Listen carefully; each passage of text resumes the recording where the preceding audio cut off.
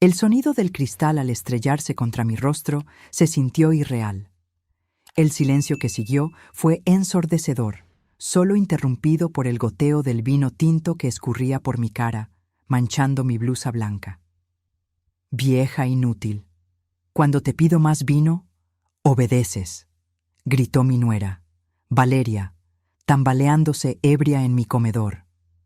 Fue en ese instante cuando algo dentro de mí se rompió, y no era solo el corte que sangraba en mi sien. Como fiscala retirada, sabía exactamente cómo usar la ley para mostrarle quién era la que realmente mandaba en esa casa. La pregunta era, ¿tendría el valor de hacerlo contra la esposa de mi único hijo? Pero antes de continuar, asegúrate de ya estar suscrito al canal y escribe en los comentarios, ¿desde dónde nos estás viendo? Nos encanta saber hasta dónde están llegando nuestras historias. Siempre me consideraron una mujer fuerte. 30 años trabajando en el Ministerio Público me enseñaron a mantener la compostura incluso en las situaciones más tensas. Enfrenté a criminales violentos, a corruptos de cuello blanco y hasta a psicópatas calculadores. Ninguno de ellos logró intimidarme. Pero por alguna razón, mi nuera, Valeria, se había convertido en mi punto débil. Todo comenzó hace 7 meses, cuando Miguel, mi hijo, llamó pidiendo ayuda. «Mamá, perdimos el departamento. El dueño subió la renta y no pudimos pagarla. ¿Podríamos quedarnos contigo unas semanas hasta que encontremos otro lugar?» Como cualquier madre lo haría, abrí las puertas de mi casa. Después de todo, era una residencia espaciosa para una viuda que vivía sola, y la compañía me encantaría. Las primeras semanas, todo fue bien. Miguel trabajaba como arquitecto en un estudio prometedor. Valeria decía ser gerente en una empresa de marketing digital. Salían temprano y volvían por la noche, dejando mi rutina prácticamente inalterada. Los fines de semana, cenábamos juntos y hablábamos de trivialidades. Miguel siempre fue el mediador perfecto entre nosotras dos, suavizando cualquier fricción con su buen humor. Pero entonces, las unas semanas se transformaron en meses, y poco a poco, Valeria empezó a mostrar su verdadera cara. Primero fueron las pequeñas señales, la forma en que rodaba los ojos cuando yo sugería algo, los comentarios sarcásticos sobre mi casa de abuelita con sus muebles antiguos, el tono condescendiente al hablarme, como si fuera una anciana senil, y no una mujer de 62 años en pleno dominio de sus facultades mentales. Y luego vino la bebida. Al principio era solo una copa de vino en la cena. Después, una botella entera. Empecé a notar que Valeria bebía sola durante la tarde, cuando Miguel estaba en el trabajo. Botellas vacías aparecían en la basura con una frecuencia cada vez mayor. Esa fatídica noche de viernes, yo me había esmerado en la cena. Preparé salmón en salsa de hierbas, la receta favorita de mi hijo, con papas al horno y verduras frescas del mercado. Puse en la mesa la porcelana que heredé de mi madre y los cristales que mi difunto marido me regaló en nuestro 10º aniversario de bodas. Miguel llegó a las 7, con una sonrisa cansada, pero genuina. «Wow, mamá, te luciste hoy», dijo, dándome un beso en la frente antes de subir a darse una ducha. Valeria apareció recién a las 8, cuando la cena ya estaba servida. «Disculpa la tardanza», murmuró, sin parecer realmente arrepentida. Sus ojos estaban rojos y su andar ya era ligeramente inestable. Podía oler el alcohol antes incluso de que se acercara a la mesa. «No te preocupes, comamos antes de que se enfríe», respondí, intentando mantener el tono cordial. Miguel bajó, recién bañado y más relajado. El inicio de la cena fue sorprendentemente agradable. Mi hijo habló sobre un nuevo proyecto en el trabajo, yo comenté sobre el libro que estaba leyendo, y Valeria permaneció extrañamente silenciosa, salvo por ocasionales comentarios cortantes. La primera botella de vino se acabó antes incluso del plato principal. Miguel bebía moderadamente, pero Valeria ya iba por su 4ª copa cuando hizo un gesto brusco en mi dirección. «Más vino», dijo, extendiendo la copa vacía como si yo fuera una mesera a su disposición. Creo que ya has bebido suficiente, Valeria, respondí tranquilamente, manteniendo los ojos en mi plato. El silencio que siguió fue pesado. Miguel detuvo el tenedor a mitad de camino hacia su boca, sus ojos moviéndose nerviosamente entre ella y yo. ¿Cómo dices? La voz de Valeria subió una octava. Dije que ya has bebido suficiente, repetí, esta vez mirándola directamente. Esta es mi casa y no voy a permitir que te emborraches así en mi mesa. Fue como encender la mecha. El rostro de Valeria pasó de rojo a púrpura en cuestión de segundos. «Tu casa», se rió, un sonido seco y cortante. «Solo porque tengamos que vivir en este museo viejo contigo, no significa que puedas tratarnos como niños». «Valeria, por favor», intervino Miguel, poniendo la mano sobre su brazo. Ella se deshizo de su toque con un manotazo. «No, Miguel, ya estoy harta de esto. Tu mamá nos mira como si fuéramos intrusos, como si no fuéramos dignos de pisar su precioso piso de madera». Se giró hacia mí, con los ojos entrecerrados de furia y alcohol. «¿Sabes cuál es tu problema? No puedes aceptar que ya no eres la poderosa fiscala Elena Solís. Ahora solo eres una vieja jubilada y solitaria que necesita controlarlo todo y a todos a su alrededor para sentirse importante». Mantuve la calma, como aprendí a hacerlo durante décadas de tensos juicios. Si así es como te sientes, tal vez sea hora de que encuentren otro lugar para vivir. «¡Mamá!», exclamó Miguel, horrorizado. Valeria sonrió, el tipo de sonrisa que no llega a los ojos. Los sirvientes no deberían hablarle así a sus superiores. Extendió la copa de nuevo. Ahora, más vino. No, era todo lo que necesitaba decir. En un movimiento demasiado rápido para que yo pudiera reaccionar, Valeria arrojó la copa directamente a mi rostro. El cristal impactó mi sien derecha y se hizo añicos. Sentí el dolor agudo del golpe, luego el calor de la sangre escurriendo por el lado de mi cara, mezclándose con el vino tinto. Miguel gritó. Valeria se quedó inmóvil, respirando pesadamente, casi sorprendida por su propia acción, pero sin mostrar remordimiento. Me llevé la mano a la sien y miré mis dedos, ahora manchados de rojo. El silencio en la sala era ensordecedor. 30 años enviando criminales a prisión y ahora estaba sangrando en mi propia mesa de comedor. «Miguel», dije con una calma que no sentía, «lleva a tu esposa a su habitación ahora». Miguel corrió a jalar a Valeria, que aún parecía aturdida por lo que había hecho. Escuché sus pasos subiendo las escaleras, la puerta del cuarto cerrándose de golpe. Fui al baño y examiné el corte en el espejo. No era profundo, pero sangraría bastante, como suele ocurrir con las heridas en la cabeza. Mientras limpiaba la herida con agua fría, mis pensamientos se organizaban metódicamente, como en los tiempos en que preparaba un caso para el tribunal. Tomé mi celular y saqué fotos del corte, de la mancha de sangre en mi blusa blanca, de los fragmentos de vidrio esparcidos por el suelo del comedor. Recogí cada pedazo y lo metí en una bolsa de plástico. Pruebas. 30 años en el sistema judicial me enseñaron que las pruebas lo son todo. Esa noche no pude dormir.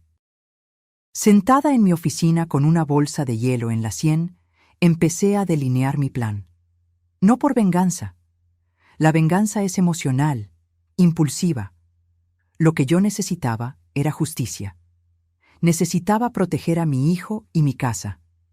A las 6 de la mañana, con la herida ya formando un hematoma azul amoratado, tomé el teléfono.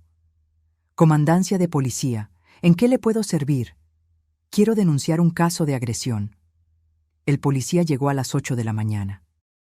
Cuando el sol empezó a filtrarse por las cortinas, Valeria y Miguel aún dormían, exhaustos tras la explosión de la noche anterior. Abrí la puerta y el oficial, un hombre de mediana edad con canas en las sienes, se presentó. «Buen día, señora. Soy el sargento Reyes. Recibí una llamada sobre una agresión». Lo invité a entrar y lo llevé al comedor, donde los fragmentos de vidrio aún estaban preservados en un rincón, ahora marcados con pequeñas etiquetas numeradas que yo había preparado durante mis horas de insomnio. «Aquí fue donde ocurrió», expliqué, hablando bajo para no despertar a los dos de arriba. Mi nuera me arrojó este vaso a la cara cuando me negué a servirle más vino. Ya había bebido demasiado. Le mostré las fotos en mi celular, el corte en la sien, la sangre en la blusa. El policía anotó todo con una expresión profesional e imparcial. ¿El agresor aún está en la residencia? Sí, durmiendo en el piso de arriba con mi hijo. ¿Desea interponer una denuncia formal? Dudé solo por un segundo, pensando en Miguel. Pero luego recordé la mirada de Valeria mientras arrojaba el vaso. Esa certeza de que podía agredirme en mi propia casa y salir impune. Sí, sargento. Quiero interponer una denuncia formal. Nos sentamos a la mesa de la cocina mientras él llenaba el parte de la policía. Nombre completo de la agresora, nuestra relación, descripción detallada de lo ocurrido. Le proporcioné la información en el mismo tono que usaba para instruir a los jurados.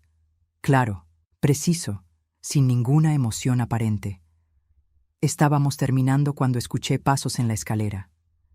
Miguel apareció en la puerta de la cocina, con los ojos hinchados de sueño, y la confusión se transformó en horror al ver al policía. «Mamá, ¿qué está pasando?». Antes de que yo pudiera responder, Valeria apareció detrás de él, también confundida, pero su rostro rápidamente se transformó en rabia al ver mi sien lastimada y al policía sentado en la mesa. «¿Qué diablos es esto?», preguntó, con la voz aún ronca de sueño. El policía se levantó. «Señora Valeria Solís, estoy aquí para investigar una denuncia de agresión que ocurrió en esta residencia anoche». Miguel me miró incrédulo. «¿Llamaste a la policía contra Valeria?». «Ella me agredió, Miguel. Me arrojó un vaso a la cara y me cortó».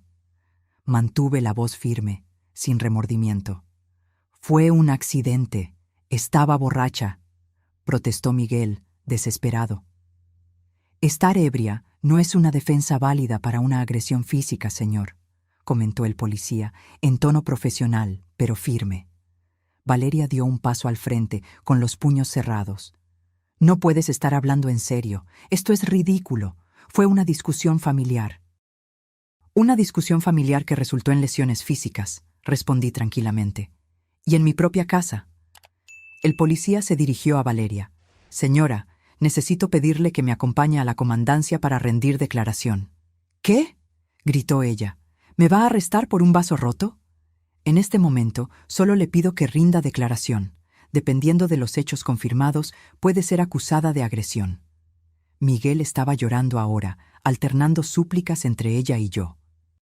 «Por favor, mamá, no hagas esto. Podemos resolver esto en familia».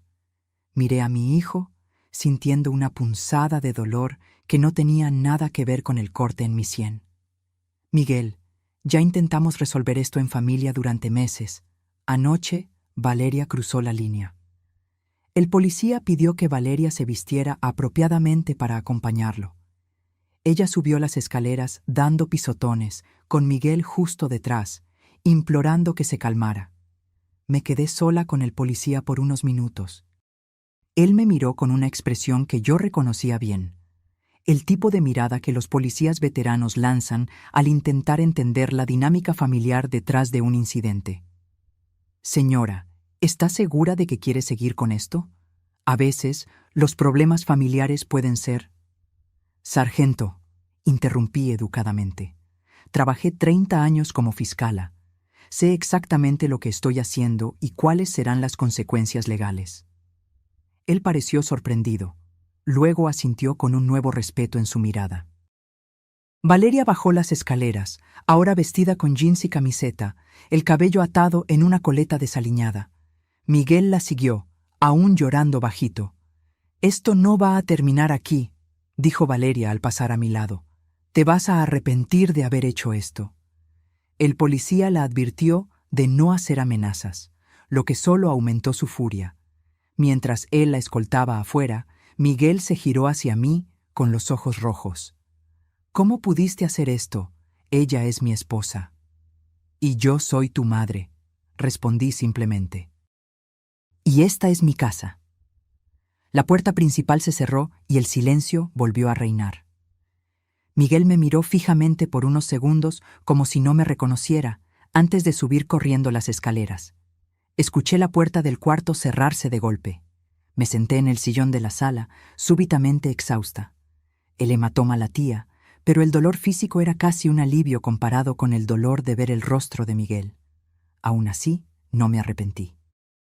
Años lidiando con la justicia me enseñaron que ésta no siempre parece justa en el momento en que se aplica. 2 horas después, Miguel bajó con una mochila. Su rostro estaba determinado, pero sus ojos aún estaban hinchados. Voy a buscar a Valeria a la comandancia. Nos quedaremos en casa de Isabel hasta que decidamos qué hacer. Isabel era una amiga de ellos que vivía en un departamento minúsculo en el centro de la ciudad. No era una solución permanente, y ambos lo sabíamos. Miguel, empecé, intentando mantener la voz suave, no tienes que irte, esta es tu casa también. Él se rió, un sonido amargo. Esta casa dejó de ser mía en el momento en que decidiste llamar a la policía por mi esposa. Ella me agredió, Miguel, en mi propia mesa de comedor. Estaba borracha y perdió la paciencia. La gente comete errores y necesita responder por ellos, respondí, la voz más firme, principalmente cuando esos errores involucran violencia física. Miguel negó con la cabeza. Siempre ha sido así. La fiscala inflexible, la ley por encima de todo, incluso de tu propio hijo. Aquello dolió más que el corte en la sien, pero no dejé que se notara. Es porque te amo que estoy haciendo esto, Miguel. Valeria es abusiva y tú estás atrapado en esa relación. No te atrevas a analizar mi matrimonio. Siempre odiaste a Valeria. Siempre creíste que yo merecía algo mejor. Y lo mereces, dije tranquilamente. Mereces a alguien que te respete y que respete a tu familia. Miguel tomó las llaves del coche de la mesa de centro. Voy a buscar a mi esposa. Luego volvemos por el resto de las cosas. Cuando la puerta se cerró detrás de él, solté un suspiro largo y cansado. La casa estaba silenciosa de nuevo. Pero no era el silencio tranquilo que yo tanto valoraba. Era un silencio pesado, cargado de consecuencias. Pasé el resto del día en un estado de sopor, alternando entre la duda y la certeza. ¿Había hecho lo correcto? ¿Había perdido a mi hijo para siempre? Las preguntas giraban en mi mente mientras intentaba leer, comer, distraerme. Por la noche sonó el teléfono. Era Miguel. Estamos en casa de Isabel. Valeria fue liberada con una citación para comparecer a una audiencia la semana que viene. Su voz era fría, distante. Pasaremos mañana a recoger nuestras cosas. Miguel, no tienes por qué. Ya tomé mi decisión, mamá. Elijo quedarme al lado de mi esposa. Después de que colgó, me senté a mi mesa y abrí una nueva carpeta en la computadora. Le puse el nombre de Caso Valeria.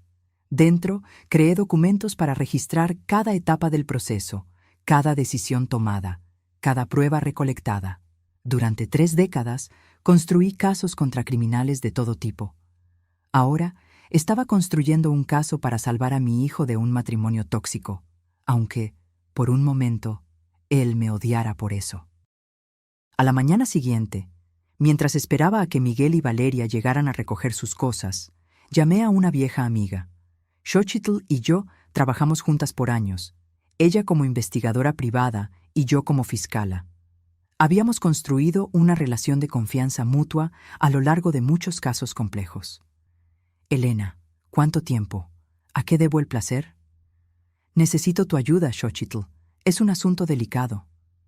Le expliqué la situación, la agresión, la denuncia a la policía, la ruptura con Miguel. Necesito saber más sobre Valeria. Tengo un mal presentimiento sobre ella, sobre cómo están realmente viviendo. Xochitl no hizo preguntas innecesarias. Envíame sus datos. Voy a investigar discretamente. 1 hora después, estacioné mi coche a 2 cuadras de la casa y esperé. No quería estar presente cuando vinieran a buscar sus pertenencias. Una confrontación directa solo empeoraría las cosas. Desde mi punto de observación, vi llegar el coche de Miguel. Él y Valeria entraron en la casa usando la llave que él todavía tenía. Observé por casi 2 horas, ocasionalmente viendo a uno de ellos a través de la ventana, cargando cajas, moviéndose rápidamente. Cuando finalmente salieron, el coche estaba visiblemente cargado. Miguel miró la casa una última vez antes de entrar en el vehículo. Incluso a la distancia, pude ver que lloraba. Valeria, por otro lado, parecía irritada, gesticulando mientras decía algo que yo no podía escuchar. Esperé 20 minutos más antes de volver a casa. La ausencia de ellos era casi física. Espacios vacíos donde antes había objetos, silencios donde antes había conversaciones. El cuarto de huéspedes que ocupaban estaba parcialmente vacío. Dejaron los muebles, obviamente, pero todos los artículos personales habían desaparecido. En el armario, noté que faltaba uno de mis broches de oro, una pieza que perteneció a mi madre. Miguel sabía cuánto la valoraba. ¿Había sido un descuido o un pequeño acto de venganza? Preferí creer en la primera opción. Los días siguientes estuvieron llenos de un silencio opresivo. Miguel no me llamó. No respondió a mis mensajes. Intenté respetar su espacio, pero cada día sin noticias era una pequeña tortura. El miércoles recibí el primer informe de Xochitl. Sentada en mi oficina, abrí el archivo adjunto del correo electrónico con aprensión. Los descubrimientos fueron peores de lo que imaginaba. Valeria había sido despedida de su empleo 3 meses antes. No estaba simplemente teniendo problemas con la jefa, como alegaba durante nuestras cenas. Estaba desempleada, escondiéndoselo a todos, incluso a Miguel. Pero eso era solo el comienzo. Valeria tenía 4 tarjetas de crédito, todas sobregiradas, sumando una deuda de casi $90,000.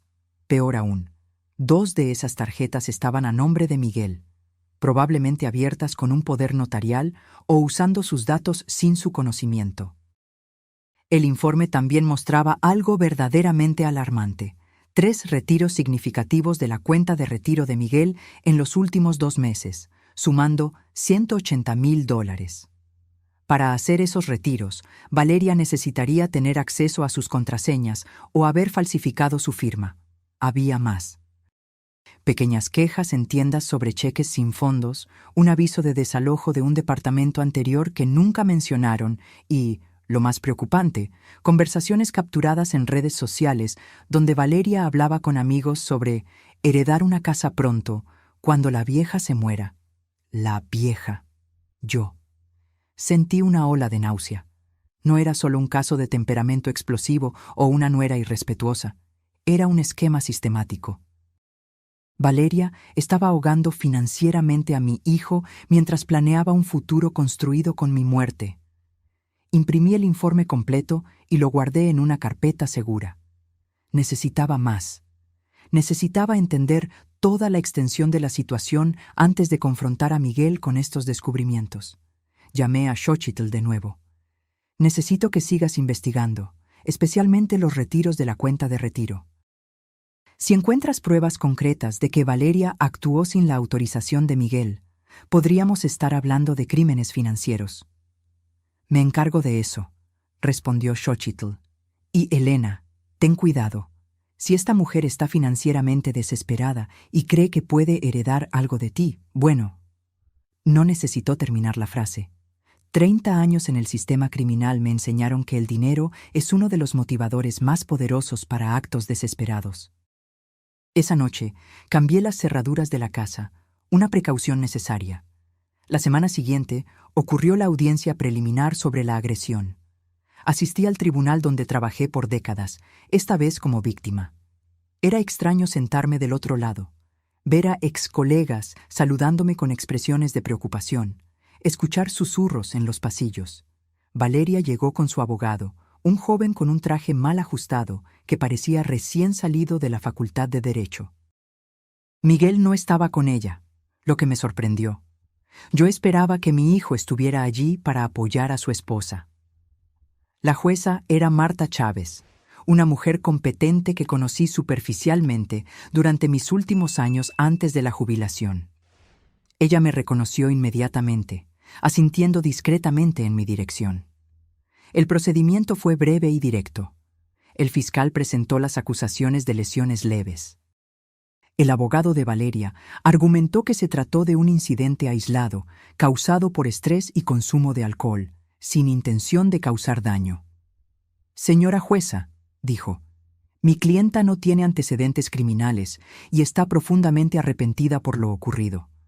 Solicitamos que se considere una medida alternativa a la prisión, como servicio comunitario. Cuando llegó mi turno de hablar, me levanté con la postura que mantuve por décadas en esos mismos recintos. Señora jueza, no busco venganza ni un castigo severo. Busco justicia y, principalmente, protección. La agresión ocurrió en mi propia casa, en mi propia mesa, por alguien a quien albergué por bondad. Solicito respetuosamente que, además de cualquier medida punitiva que el tribunal considere apropiada, se emita una orden de restricción impidiendo a la acusada acercarse a mi residencia. Vi el rostro de Valeria palidecer. Una orden de restricción significaría que no podría regresar a mi casa, la casa donde ella y Miguel vivían, la casa que aparentemente esperaba heredar. La jueza reflexionó por unos instantes antes de anunciar su decisión. Considerando la naturaleza del incidente y la relación entre las partes, determino que la acusada cumpla 180 horas de servicio comunitario y participe obligatoriamente en un programa de manejo de la ira. Además, emito una orden de restricción temporal prohibiendo a la acusada acercarse a menos de 100 metros de la residencia y de la persona de la víctima por un periodo de 90 días, tras lo cual la situación será reevaluada. El abogado de Valeria intentó protestar, argumentando que la orden de restricción era excesiva dado el contexto familiar, pero la jueza fue firme. La violencia doméstica no es menos grave por ocurrir entre miembros de la familia, señor. Por el contrario. Al salir del tribunal, noté a Miguel sentado en el pasillo. Nuestras miradas se encontraron brevemente antes de que él la desviara, levantándose rápidamente para encontrarse con Valeria. Yo quería acercarme, explicarle por qué estaba haciendo todo aquello, decirle que había descubierto cosas preocupantes, pero el momento no era el adecuado. Miguel no estaba listo para escuchar. Volví a casa y añadí la transcripción de la audiencia y una copia de la orden de restricción a mi carpeta Caso Valeria. El archivo estaba engrosándose, tanto literal como metafóricamente. 2 días después recibí una llamada inesperada. Era Miguel. Mamá. Su voz sonaba exhausta, casi irreconocible. Necesitamos hablar. Acordamos vernos en una cafetería neutral, lejos de mi casa y del departamento de la amiga donde se estaban quedando. Llegué 15 minutos antes, escogiendo una mesa en la esquina, donde podríamos tener algo de privacidad. Miguel llegó puntualmente. Estaba más delgado, con ojeras profundas que no podía ocultar. Vestía una camiseta de cuello alto, a pesar del calor del día, algo que inmediatamente encendió mis alarmas internas. ¿Estás bien?, pregunté tan pronto como se sentó. Estoy lidiando con la situación, respondió, evitando mi mirada mientras tomaba el menú. Pedimos café, negro para mí, con leche para él, como siempre. Cuando la mesera se fue, nos quedamos en un silencio incómodo, ninguno de los dos sabiendo exactamente cómo empezar. La orden de restricción complicó todo, dijo finalmente. Llevamos casi 2 semanas en casa de Isabel. El sofá me está destrozando la espalda y la paciencia de ella se está agotando. Puedes rentar un lugar, sugerí, manteniendo la voz neutra, sin acusaciones. Miguel soltó una risa amarga. ¿Con qué dinero? Mi sueldo apenas cubre nuestras cuentas básicas, y Valeria... dudó, mirando sus propias manos. Él todavía creía que ella estaba buscando empleo. Tomé un sorbo de café, pensando en cómo proceder. Confrontarlo directamente con todo lo que había descubierto podría hacer que se cerrara por completo. Miguel, si estás con dificultades financieras, yo puedo ayudarte. Solo a ti. ¿Qué significa eso? Él finalmente me miró directamente. ¿Solo a mí? Significa que me preocupo por ti y quiero asegurarme de que estés bien, pero tengo condiciones para esa ayuda. ¿Qué condiciones? Su voz se tensó. Quiero que revises tus cuentas bancarias, todas ellas, tus ahorros, tu fondo de retiro, tus estados de cuenta de tarjeta de crédito. Miguel frunció el ceño. ¿Por qué? Porque tengo motivos para creer que desconoces tu verdadera situación financiera. ¿De qué estás hablando? Miguel puso la taza en la mesa con demasiada fuerza, derramando un poco de café. Si esto es algún intento de ponerme en contra de Valeria, no es un intento, interrumpí con suavidad. Es una petición basada en hechos que descubrí. Miguel, ¿cuándo fue la última vez que revisaste tu fondo de retiro? Su expresión cambió sutilmente. Un destello de duda cruzó su rostro. No sé. Hace unos meses, tal vez. Lo configuré para depósitos automáticos. ¿Y los retiros? ¿Autorizaste algún retiro recientemente? Se quedó completamente inmóvil. ¿Qué retiros? Abrí mi bolsa y saqué una hoja de papel, un estado de cuenta de su fondo de retiro que Xochitl había obtenido. Lo puse sobre la mesa y lo giré hacia él. El documento mostraba claramente 3 grandes retiros en los últimos 2 meses. Miguel tomó el papel con las manos temblorosas, su rostro perdiendo el color mientras leía. Esto no es posible. Yo nunca autoricé esto. Hay más, dije gentilmente, sacando otros documentos de mi bolsa. Estados de cuenta de tarjeta de crédito a su nombre con compras que él claramente no había hecho, incluyendo joyas caras y transferencias a cuentas que no reconocíamos. Miguel miró los papeles, su respiración acelerándose. ¿Cómo conseguiste todo esto? Contraté a una investigadora privada. Después de que Valeria me agredió, me di cuenta de que algo andaba muy mal. ¿Investigaste a mi esposa? Su voz subió una octava, indignada. Investigué para protegerte, respondí firmemente. Y parece que tenía razón en preocuparme. Miguel, Valeria fue despedida hace 3 meses. Tienes 4 tarjetas de crédito sobregiradas, 2 de ellas a tu nombre. Sacó $180,000 de tu fondo de retiro sin tu autorización. Eso es un crimen. Miguel cerró los ojos y respiró hondo varias veces. Cuando los abrió, había una mezcla de emociones en su mirada. Rabia, confusión, miedo y finalmente un destello de reconocimiento. Las cuentas. Ella siempre decía que estaba pagando las cuentas, pero siempre faltaba dinero. Yo creía que era porque mi sueldo era bajo, que no nos estábamos administrando bien. Ella te está robando, hijo. Miguel negó con la cabeza lentamente. No, debe haber una explicación. Tal vez estaba desesperada después de perder el empleo. Tal vez no quería preocuparme. Debe haber planeado devolver el dinero cuando consiguiera un nuevo trabajo. Miguel, dije con toda la gentileza que pude reunir, hay una cosa más que necesitas ver. Le entregué el último documento, capturas de pantalla de las conversaciones de Valeria con amigos, donde ella hablaba sobre heredar una casa pronto, cuando la viejita se muera, y sobre aguantar a la vieja por unos meses más hasta que resolvamos nuestra situación financiera. Miguel leyó los mensajes 1, 2, 3 veces, como si no pudiera comprender las palabras frente a él. Entonces, vi algo en su rostro romperse. Una lágrima rodó por su mejilla, seguida por otra y otra más. Ella siempre decía que tú no nos aceptabas porque eras muy tradicional. Por eso nos tratabas con tanta frialdad. Miguel, a mí nunca me importó a quién elegiste amar. Me importa la forma en que esa persona te trata. Él se secó las lágrimas con una servilleta. Cuando nos mudamos a tu casa, dijo que sería temporal, solo hasta que juntáramos dinero para nuestra propia casa. Pero siempre pasaba algo, una cuenta inesperada, una emergencia. Decía que estábamos ahorrando, pero yo nunca vi el dinero crecer. Sostuve su mano por encima de la mesa. ¿Y la camiseta? Hace demasiado calor para usar cuello alto. Miguel palideció e instintivamente subió el cuello. No es nada. ¿Es ella? ¿También fue violenta contigo? Sus ojos se llenaron de lágrimas de nuevo. Lentamente bajó el cuello, revelando marcas de dedos en su cuello, moretones amarillentos que parecían estar desapareciendo. Fue después de la audiencia, susurró. Estaba furiosa por la orden de restricción. Dijo que yo debía haber testificado a su favor, que yo te elegí a ti en lugar de a ella. Miguel miró hacia abajo. Tengo tanto miedo, mamá.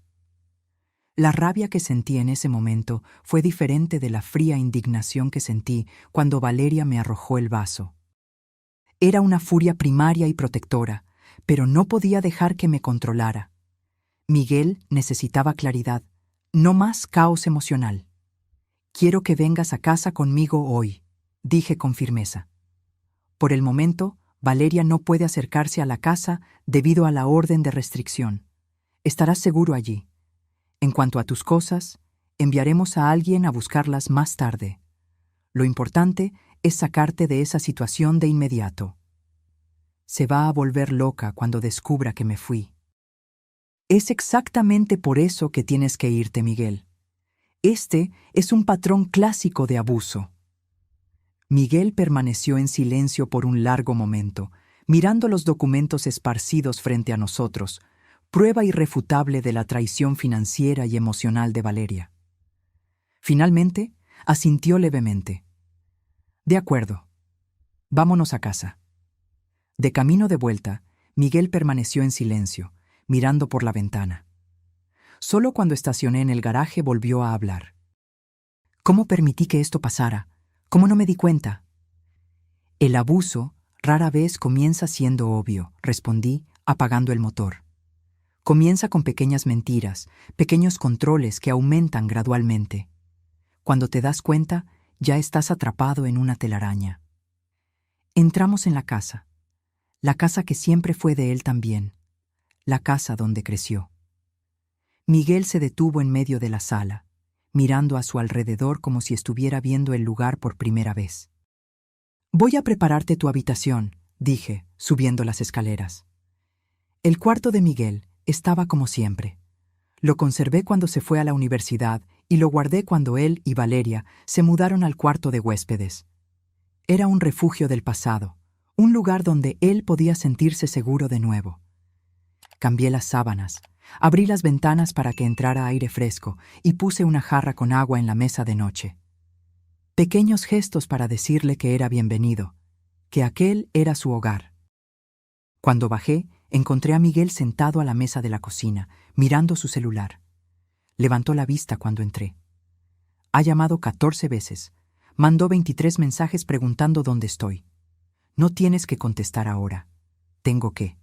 Si no contesto, va a aparecer aquí, con o sin orden de restricción. Miguel escribió un mensaje corto. Necesito un tiempo para pensar. Estoy seguro. Por favor, no me busques hoy. Segundos después, el teléfono empezó a sonar. El nombre de Valeria apareció en la pantalla. Miguel rechazó la llamada con las manos temblorosas y apagó el aparato. ¿Qué hago ahora?, preguntó, pareciendo perdido. Un paso a la vez, respondí, sentándome a su lado. Primero, necesitamos proteger tus finanzas. Mañana cambiaremos tus contraseñas bancarias y notificaremos al banco sobre las transacciones no autorizadas. Después, consultaremos a una abogada para discutir tus opciones legales.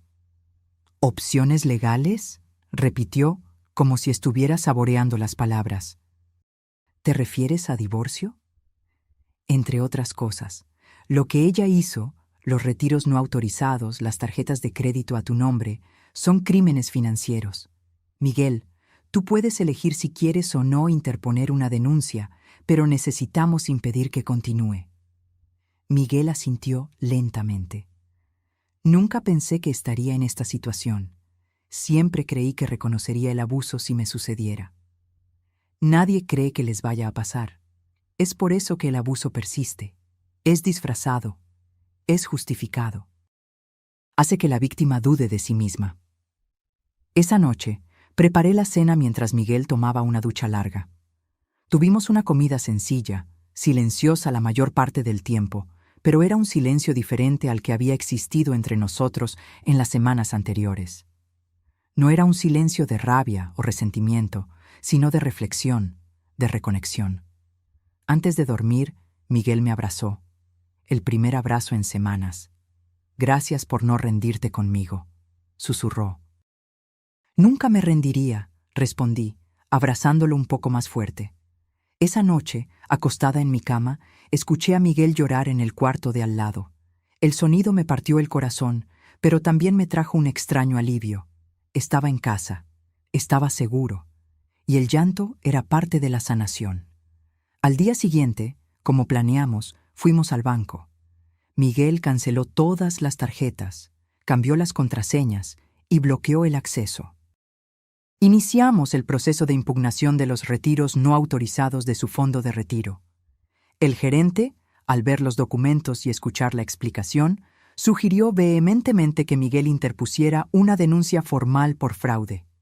«Vamos a pensarlo», fue todo lo que él pudo responder en el momento. Por la tarde, nos reunimos con una abogada especializada en derecho de familia y casos de violencia doméstica.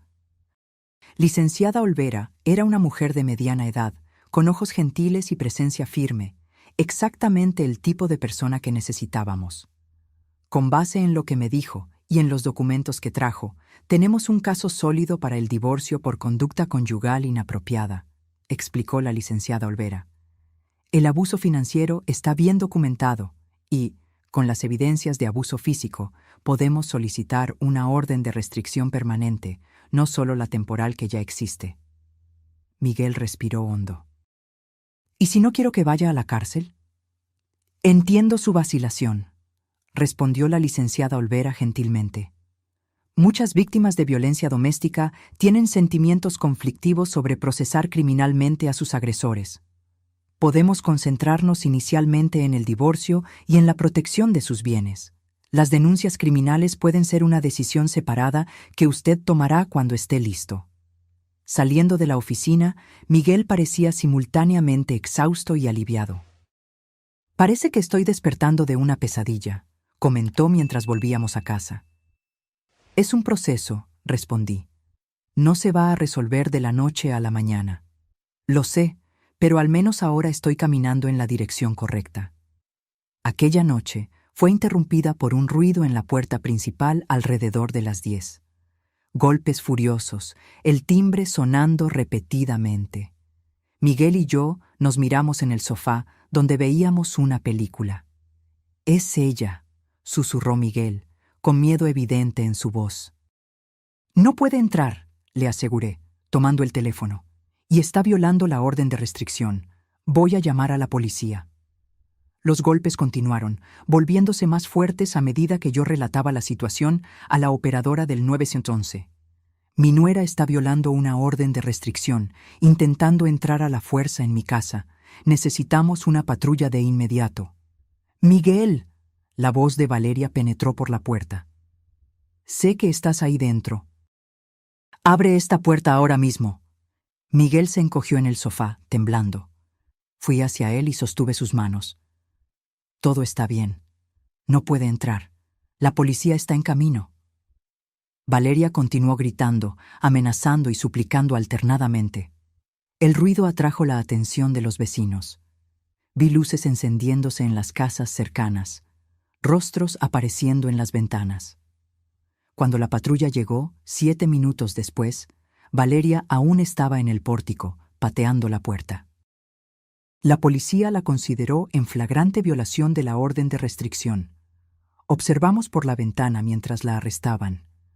Continuó mirando la casa, gritando el nombre de Miguel, incluso mientras la subían a la patrulla. «¿Qué va a pasar con ella ahora?», preguntó Miguel con la voz casi inaudible. «Será arrestada por violación de la orden de restricción», respondí. «Eso tiene graves consecuencias». Esa noche, Miguel durmió en mi habitación, como hacía cuando era pequeño y tenía pesadillas. Pero esta vez, la pesadilla estaba afuera, siendo llevada. A la mañana siguiente, recibí una llamada del delegado responsable por el caso de violación de la orden de restricción. Valeria quedaría detenida hasta la audiencia de control programada para el día siguiente. Debido al historial reciente de violencia y a la clara demostración de inestabilidad, es probable que el juez imponga condiciones rigurosas para la libertad provisional, explicó. Eso puede incluir tobillera electrónica y supervisión constante. Agradecí la información y colgué, sintiendo una mezcla de alivio y preocupación. Miguel aún dormía. Los acontecimientos de la noche anterior lo habían agotado completamente. Preparé el desayuno y dejé una nota explicando dónde podría encontrarme. Yo tenía una reunión agendada con Xochitl para discutir los nuevos descubrimientos. Nos encontramos en su pequeña oficina en el centro de la ciudad. Xochitl pareció preocupada al saludarme. «Elena, descubrimos más cosas sobre Valeria, cosas que necesitas ver». Abrió una carpeta y esparció documentos sobre la mesa.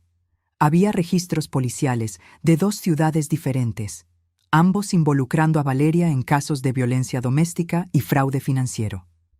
«Ya hizo esto antes», explicó Xochitl. «En Guadalajara hace 5 años y en Monterrey hace 3. En ambos casos se involucró con personas financieramente estables, se mudó a sus casas, empezó a manipular sus finanzas y, eventualmente, se volvió violenta». Sentí un escalofrío. ¿Y qué pasó en esos casos? En el primero, la víctima retiró las denuncias después de que Valeria prometió cambiar. En el segundo, hubo un acuerdo extrajudicial. La víctima pagó una suma considerable para sacar a Valeria de su vida. «Es una depredadora en serie», murmuré, mirando los documentos. «Y Miguel era solo la víctima más reciente». «Exactamente. Y hay algo más». Xochitl dudó, como si estuviera eligiendo las palabras con cuidado. «Encontramos evidencias de que Valeria investigó recientemente sobre seguro de vida y herencia, específicamente cómo asegurar derechos de herencia a través del matrimonio». Un escalofrío recorrió mi espalda. Las implicaciones eran claras y aterradoras. «¿Crees que ella...?» No pude terminar la frase. «No puedo afirmar con certeza que estuviera planeando algo específico», respondió Xochitl. «Pero el patrón es preocupante. Agotó los recursos financieros de Miguel. Sabía que tú tenías una casa valiosa y otros bienes. Las búsquedas de herencia, combinadas con los comentarios sobre la viejita que moriría pronto, pintan un cuadro perturbador». Salí de la oficina de Xochitl con la carpeta de documentos pesada en mis manos y una preocupación aún mayor en el pecho. Lo que comenzó como un caso de agresión a la mesa de comedor se transformó en algo mucho más siniestro. Cuando llegué a casa, Miguel estaba en la cocina preparando el almuerzo. Había una nueva energía en él, aún frágil, pero determinada. «¿Dónde estabas?», preguntó, poniendo agua a hervir. «Reuniéndome con la investigadora», respondí, poniendo la carpeta sobre la mesa. «Miguel, necesitamos hablar». Él miró la carpeta, luego a mí y apagó la estufa. «¿Más malas noticias?». «Información importante. Por favor, siéntate». Le mostré los documentos, explicando cuidadosamente los patrones de comportamiento de Valeria en relaciones anteriores. Miguel escuchó en silencio, su rostro pasando por una serie de emociones: shock, dolor, rabia y finalmente resolución. «Entonces, yo no era especial», dijo finalmente. «Yo era simplemente conveniente. Eras un blanco», corregí suavemente. «Pero eso no disminuye quién eres». Depredadoras como Valeria son hábiles en identificar personas buenas y confiables y manipularlas. Miguel se pasó la mano por el rostro y respiró hondo. «¿Qué hacemos ahora?». «Necesitamos hablar con la abogada y la policía. Estos nuevos documentos fortalecen tanto el proceso de divorcio como el posible proceso criminal. Y la audiencia de control de ella es mañana». «¿Vas a ir?». «Sí». «No necesito comparecer, ¿verdad?». Hizo una pausa. Luego continuó con una nueva determinación en su voz. «Pero quiero. Necesito mirarla a los ojos, saber la verdad». La determinación en la voz de Miguel me sorprendió. En pocos días, pasó de una víctima confusa a un sobreviviente decidido. Esa tarde, Miguel y yo elaboramos un plan detallado. Primero, él interpuso una demanda de divorcio contencioso alegando abuso financiero y físico, acompañada de todos los documentos que habíamos reunido. Enseguida, presentamos denuncias formales por los crímenes financieros, uso no autorizado de la cuenta de retiro y apertura fraudulenta de tarjetas de crédito. La abogada, licenciada Olvera, nos acompañó en todo el proceso, garantizando que todos los documentos estuvieran impecables. Queremos crear un caso tan sólido que no haya margen para que se escape, explicó. La combinación de los procesos civil y criminal creará una presión inmensa. A la mañana siguiente nos preparamos para la audiencia de control. Miguel eligió ropa sobria, pantalón de vestir negro y camisa blanca, el tipo de ropa que usaría en una entrevista de trabajo importante. Yo opté por uno de los trajes que solía usar cuando aún era fiscala, un sutil recordatorio al tribunal de quién era yo. El tribunal estaba relativamente vacío cuando llegamos, acompañados por la licenciada Olvera. Fuimos dirigidos a la sala del tribunal, donde nos sentamos discretamente en el fondo. Miguel sostuvo mi mano con fuerza, sus dedos fríos a pesar del calor del día. Cuando Valeria fue traída vistiendo el uniforme naranja de prisión y esposas, Miguel respiró hondo. Era la primera vez que la veía desde la noche de la invasión. Valeria examinó la sala y sus ojos se fijaron en nosotros. Por un momento, su expresión se suavizó al ver a Miguel, pero luego notó nuestras manos entrelazadas y su rostro se contorsionó de rabia. Le dijo algo a su abogado, que miró en nuestra dirección y negó con la cabeza. El juez entró y la audiencia comenzó. El fiscal presentó el caso: violación flagrante de una orden de restricción, historial reciente de violencia, riesgo de intimidación a testigos.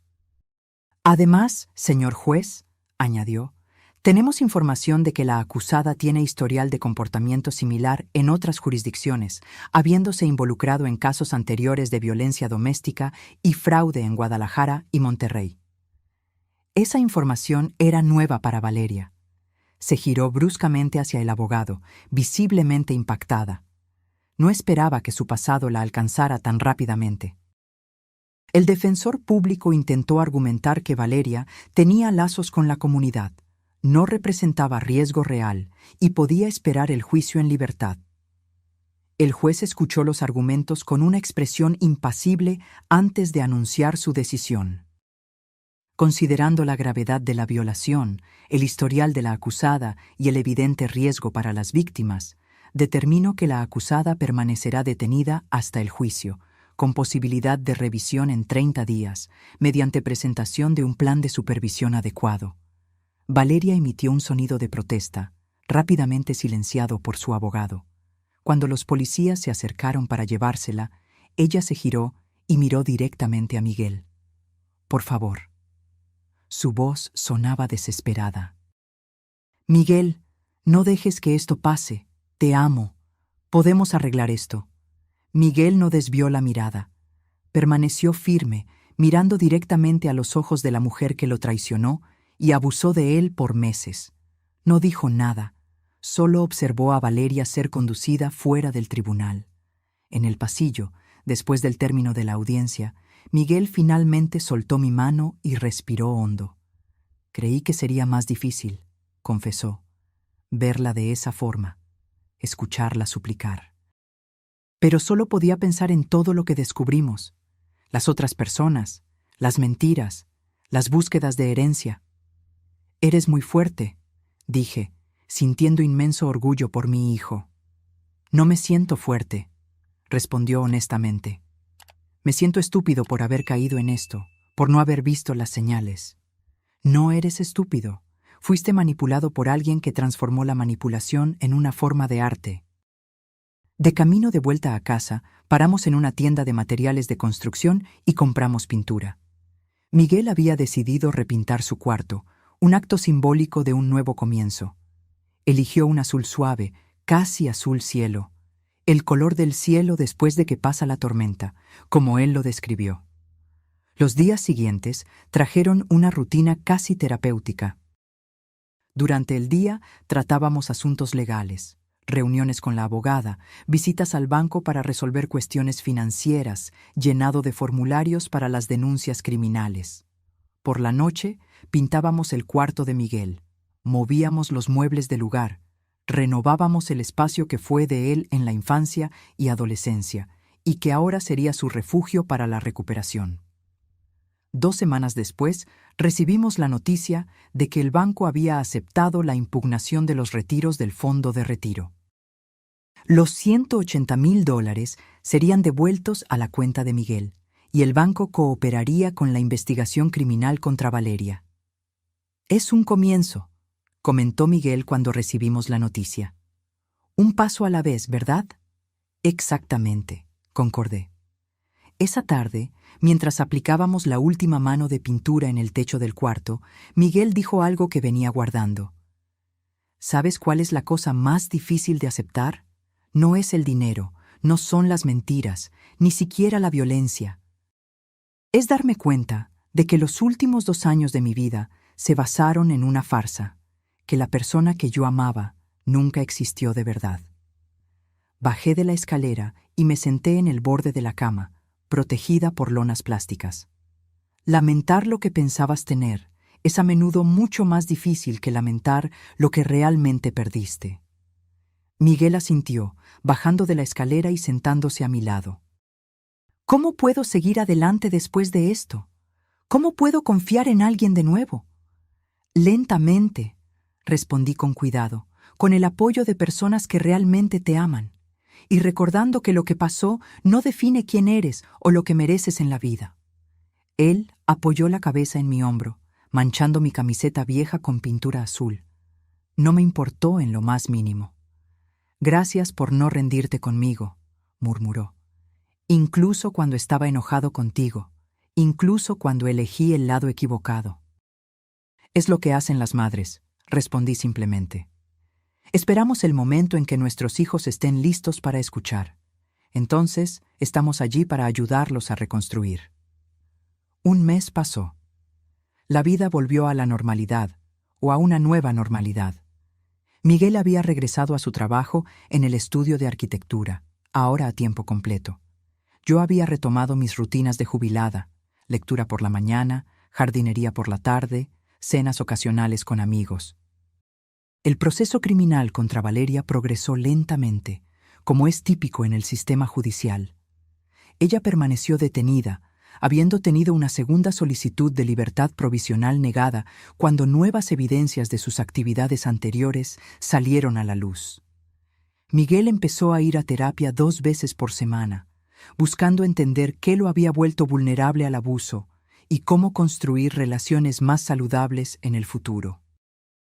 Algunas noches yo lo escuchaba llorar en el cuarto, pero los episodios se estaban volviendo menos frecuentes, menos intensos. Una tarde de sábado, mientras preparábamos el almuerzo juntos, una actividad que se había convertido en un ritual reconfortante, sonó el teléfono. Era la licenciada Olvera, la abogada. «Tengo novedades», dijo. «El abogado de Valeria se comunicó conmigo proponiendo un acuerdo judicial». Miguel puso el teléfono en altavoz para que yo también pudiera escuchar. «¿Qué tipo de acuerdo?»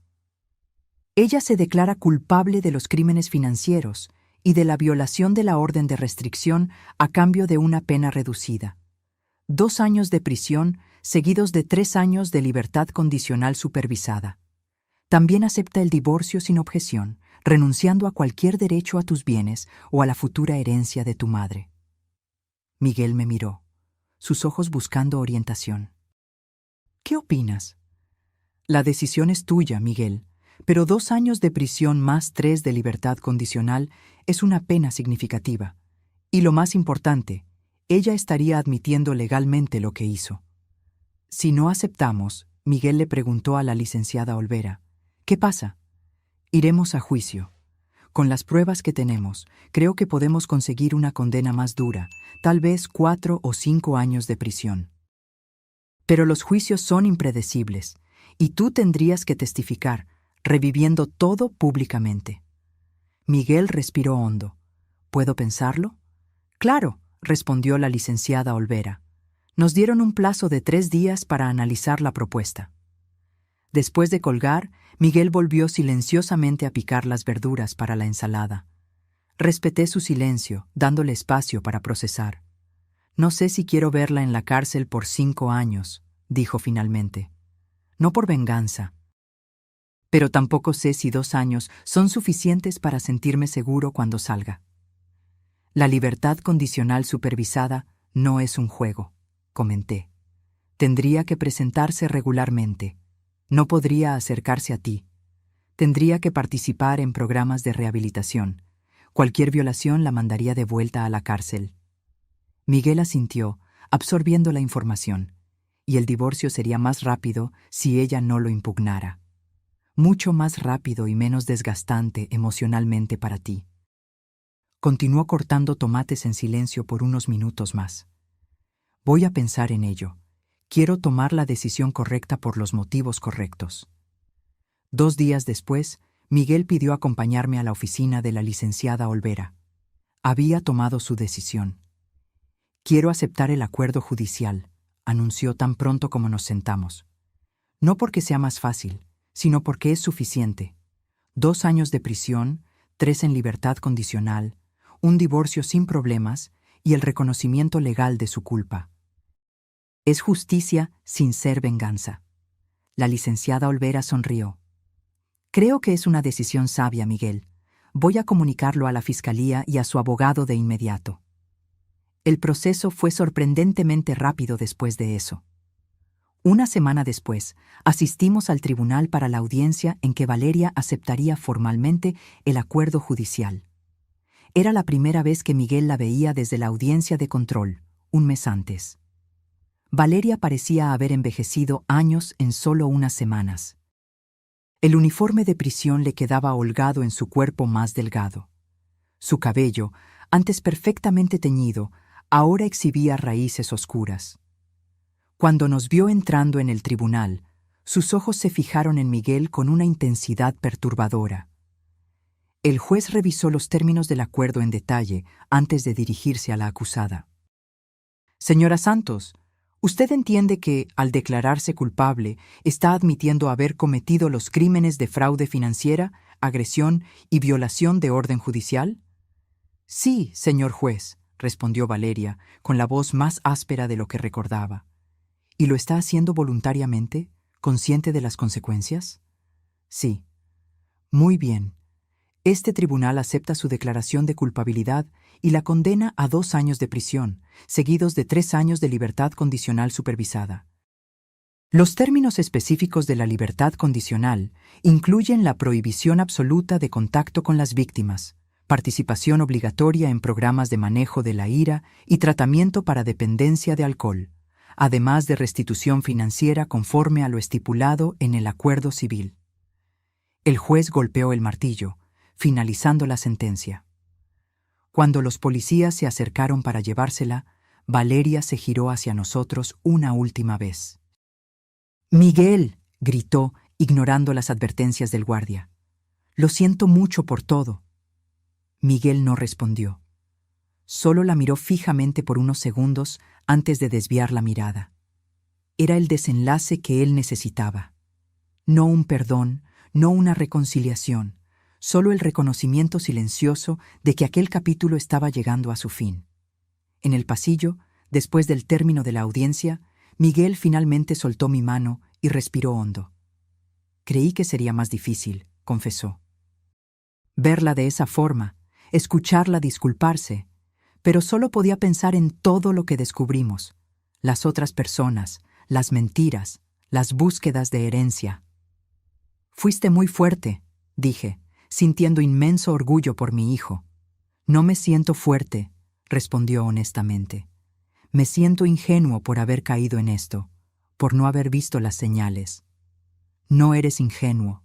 Fuiste manipulado por alguien que transformó la manipulación en una forma de arte. De camino de vuelta a casa, paramos en una florería. Miguel decidió comprar algunas plantas para el jardín, otro acto simbólico de renovación. Eligió girasoles, siempre orientados hacia la luz, como él mismo observó. Los meses siguientes trajeron una rutina de reconstrucción. Miguel continuó su terapia y empezó a participar en un grupo de apoyo para sobrevivientes de violencia doméstica. Al principio, era el único hombre en el grupo, algo que lo dejó dudoso. Pero pronto encontró su lugar, su voz, su fuerza para compartir su historia. Poco a poco, el Miguel que yo conocía, creativo, gentil, lleno de sueños, empezó a reaparecer. Volvió a dibujar en su tiempo libre, algo que había abandonado durante la relación con Valeria. Volvió a asistir a exposiciones de arte y a reunirse con los amigos que había alejado. 4 meses después de la sentencia de Valeria, recibí una llamada inesperada de la oficina de la licenciada Olvera. Señora Solís, tenemos una información importante. Valeria aceptó proporcionar testimonios contra otros cómplices en esquemas de fraude similares, a cambio de una pequeña reducción en la pena. ¿Cómplices? ¿No actuó sola? Aparentemente no. Las investigaciones revelaron que Valeria formaba parte de una red mayor de individuos que apuntaban a personas financieramente estables para manipulación y fraude. Compartían técnicas, documentos falsificados e incluso posibles blancos. Un escalofrío recorrió mi espalda. Miguel no había sido solo víctima de una depredadora aislada, sino de una operación organizada. ¿Esto cambia algo para Miguel? No en términos legales. El divorcio está finalizado, la orden de restricción permanece en vigor y la restitución financiera está garantizada. Pero creí que a ustedes les gustaría saber que la información de Valeria está ayudando a desmantelar esta red y evitar que otras personas pasen por lo mismo. Después de colgar, me senté por un largo tiempo contemplando lo que aquello significaba. Había un extraño consuelo en saber que Miguel no había sido simplemente engañado por su ingenuidad, sino que había caído en una trampa meticulosamente planeada por profesionales del engaño. Decidí no contárselo en ese momento. Él estaba finalmente encontrando paz, reconstruyendo su vida paso a paso. Esa información podía esperar hasta que estuviera más fortalecido.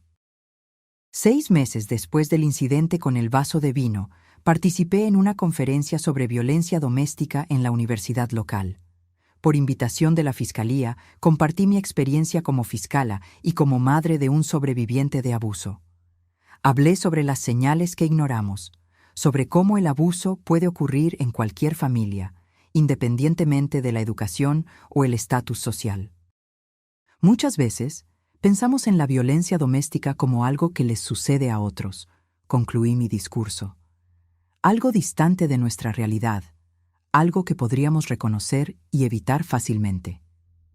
La verdad es que puede estar sentada a nuestra mesa de comedor, disfrazada de amor, camuflada de preocupación, oculta bajo capas de manipulación.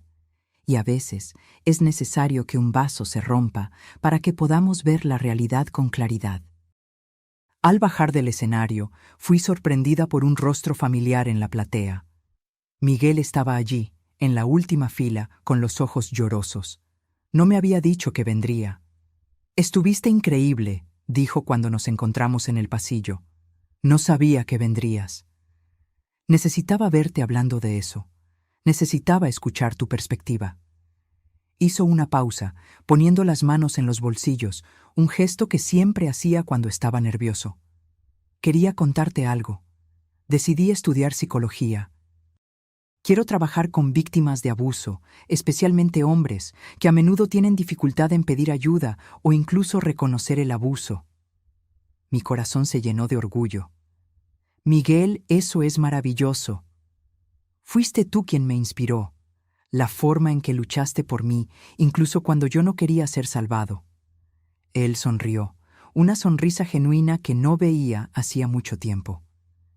Creo que estoy siguiendo tus pasos, de alguna forma. Tú siempre luchaste por la justicia en el tribunal. Ahora, yo quiero luchar por la sanación fuera de él. Esa noche, cenamos juntos en un restaurante pequeño, celebrando esa nueva dirección en la vida de Miguel. Mientras saboreábamos el postre, él me hizo una pregunta que yo sabía que vendría eventualmente. «Mamá, ¿tienes noticias de Valeria?» Dudé, decidiendo que era hora de compartir lo que sabía. Está colaborando con las investigaciones. Parece que formaba parte de un grupo mayor de defraudadores. Miguel asintió lentamente. Eso... De alguna forma, eso ayuda. Saber que no fue solo conmigo, que no fue porque yo era particularmente tonto o ingenuo. Nunca fuiste tonto, Miguel. Fuiste solo un buen hombre que creyó en lo mejor de las personas. Y sigo creyendo, dijo, sorprendiéndome. Solo que ahora también creo en las señales de alerta. Creo en mi intuición cuando algo no parece estar bien. Eso es sabiduría, no cinismo, respondí, tomando su mano sobre la mesa. ¿Sabes lo que me ayudó más que nada en todo este proceso?, preguntó, mirándome a los ojos. Fue verte esa noche, con sangre escurriendo por el rostro, aún así manteniendo la calma y la dignidad. Fue darme cuenta de que incluso herida, no perdiste tu fuerza. Eso me mostró que yo también podía sobrevivir, que yo también podía sanar. Sentí lágrimas en mis ojos, emocionada con sus palabras. Los dos sobrevivimos y salimos más fuertes. Un año después del incidente con el vaso de vino, nuestra vida había encontrado un nuevo ritmo. Miguel estaba en el segundo semestre de psicología, apasionado por la carrera y decidido a hacer una diferencia en la vida de otros sobrevivientes de abuso. Yo me había convertido en una conferencista regular en eventos sobre violencia doméstica, usando mi experiencia como fiscala y como madre para educar y concientizar. Valeria cumplía su pena, y por lo que supimos a través de la licenciada Olvera, continuaba colaborando con las autoridades. Sus informaciones habían llevado a la detención de 7 personas más involucradas en el esquema de fraude y abuso. Pequeñas victorias en el gran sistema de justicia que yo conocía tan bien. Una mañana de domingo, mientras tomábamos café en la terraza, Miguel trajo un periódico y lo puso frente a mí. «Hay un artículo que deberías leer», dijo, señalando una nota en la sección de sociedad. El título decía: Grupo de apoyo para hombres víctimas de violencia doméstica gana sede propia. La foto mostraba a Miguel al lado de otros 3 hombres, todos sonrientes frente a una casa pequeña, pero acogedora. «No me contaste sobre esto», dije, mirándolo con sorpresa. Quería que fuera una sorpresa. Conseguimos el financiamiento de la alcaldía y de una fundación privada. Vamos a ofrecer apoyo psicológico, orientación legal y grupos de terapia, todo gratuito. «Miguel, eso es increíble». Mi voz desbordaba de orgullo. Todo comenzó con ese grupo de apoyo al que asistí. Me di cuenta de que había muchos hombres como yo, sufriendo en silencio porque la sociedad no reconoce fácilmente el abuso cuando la víctima es un hombre. Hizo una pausa, tomando un sorbo de café. ¿Sabes? Al inicio de la terapia, yo tenía mucha vergüenza. Me sentía menos hombre por haber sido abusado, por no haber controlado la situación. Fue un largo camino hasta entender que el abuso no tiene género, que cualquier persona puede ser víctima. Y ahora estás ayudando a otros a recorrer ese mismo camino. ¿Sí? ¿Y sabes qué más? Invité a Xochitl a dar conferencias sobre las señales de alerta financieras. Aceptó ofrecer consultorías gratuitas una vez al mes. A ella le encantará eso, respondí, pensando en cómo mi amiga investigadora se había convertido en una aliada importante en esta jornada. Y hay una cosa más, continuó Miguel, un poco dudoso. Me gustaría que fueras nuestra asesora legal voluntaria, una vez al mes, para orientar a las personas sobre sus derechos, sobre cómo navegar el sistema de justicia. Sentí un nudo en la garganta. Sería un honor. Esa tarde, visitamos la nueva sede del grupo. Era una casa antigua reformada, con salas acogedoras para terapia, una pequeña biblioteca y una cocina comunitaria. Miguel me presentó a los otros fundadores, todos sobrevivientes de abuso, todos determinados a transformar su dolor en propósito. Mientras caminábamos por los cuartos, deteniéndonos para admirar el trabajo de renovación, no pude dejar de pensar en la ironía de todo aquello. Hace un año, yo estaba con un corte en la sien, sangrando en mi propia mesa de comedor, temiendo haber perdido a mi hijo para siempre. Ahora estábamos más unidos que nunca, unidos no solo por la sangre, sino por la experiencia compartida de supervivencia y renacimiento. En la pequeña sala que sería mi oficina de consultoría, había una mesa simple con una placa que decía Dr. Elena Solís, asesora legal. Al lado, en la pared, un marco vacío. «¿Qué va aquí?», pregunté, señalando el marco. «Aún no lo decido», respondió Miguel. «Pensé en poner tu diploma, pero parece demasiado formal para el ambiente que queremos crear». Reflexioné por un momento antes de sugerir: «¿Qué tal esa foto nuestra en el lago, del verano pasado? El primer viaje que hicimos después de todo». El rostro de Miguel se iluminó. «Perfecto. Muestra que hay vida y alegría después del trauma». De vuelta a casa, pasamos por una tienda de antigüedades. En la vitrina, un conjunto de copas de cristal llamó mi atención. Me detuve para mirarlas, sintiendo una mezcla de emociones. «Podemos comprarlas, si quieres», dijo Miguel, notando mi interés. «No estoy segura», respondí honestamente. «Sabes, por mucho tiempo yo no podía ni mirar copas de vino sin sentir ansiedad», confesó él. «Pero la semana pasada cené en casa de un colega y logré sostener una copa sin temblar. Pequeñas victorias, como dice mi terapeuta». Miré a mi hijo, maravillada con su jornada. «Pequeñas victorias», repetí. «Creo que sí, llevaremos el conjunto». Aquella noche hicimos algo que no hacíamos hacía mucho tiempo. Abrimos una botella de vino. No para olvidar, no para anestesiar, sino para celebrar. Para marcar un año de sanación, un año de reconstrucción, un año de descubrimientos sobre nosotros mismos y sobre lo que realmente importa. En las nuevas copas de cristal, el vino brillaba bajo la luz de la cena. Miguel levantó la suya en un brindis. «Por la supervivencia», dijo él. «Por la sanación», añadí. «Y por la copa rota que nos liberó», concluyó con una leve sonrisa. Mientras el cristal tintineaba gentilmente, pensé en cómo un momento de violencia, por terrible que fuera, había desencadenado una serie de eventos que trajeron no solo justicia, sino también sanación y propósito. El vaso roto destrozó más que cristal aquella noche. Destruyó el poder que Valeria tenía sobre Miguel, las mentiras que construyeron su relación, y la ilusión de que el abuso solo les sucede a otras personas. En su lugar, construimos algo nuevo y más fuerte. Un vínculo renovado entre madre e hijo, un propósito compartido de transformar nuestra propia experiencia traumática en esperanza para los demás. Hoy, cuando miro la pequeña cicatriz en mi sien derecha, un recordatorio permanente de aquella noche, ya no siento rabia o miedo. Siento una extraña gratitud por el despertar doloroso que representó. Aquella copa rota no solo expuso la verdad sobre Valeria, nos liberó para reconstruir nuestras vidas con más honestidad, más claridad y más compasión. Como fiscala, pasé 3 décadas buscando justicia en el tribunal.